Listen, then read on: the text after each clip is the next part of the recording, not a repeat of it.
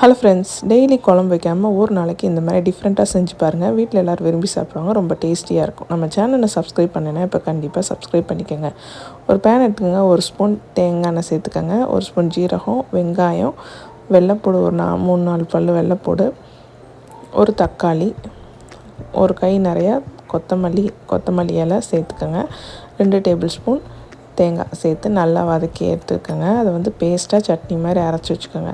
நல்லா ரைஸை நல்லா உதிரியாக வடித்து வச்சுக்கோங்க. ஒரு பேன் எடுத்துக்கோங்க. 2 டேபிள் ஸ்பூன் நெய் சேர்த்துக்கோங்க.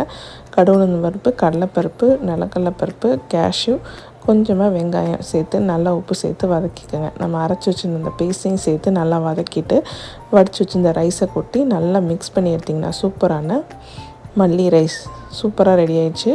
ட்ரை பண்ணி பாருங்கள். வீட்டில் ரொம்ப விரும்பி சாப்பிடுவாங்க. நீங்கள் லஞ்ச் பாக்ஸ் கூட இந்த மாதிரி ட்ரை பண்ணால். இந்த வீடியோ பிடிச்சினா லைக், ஷேர் அண்ட் கமெண்ட் பண்ணுங்கள். தேங்க்யூ.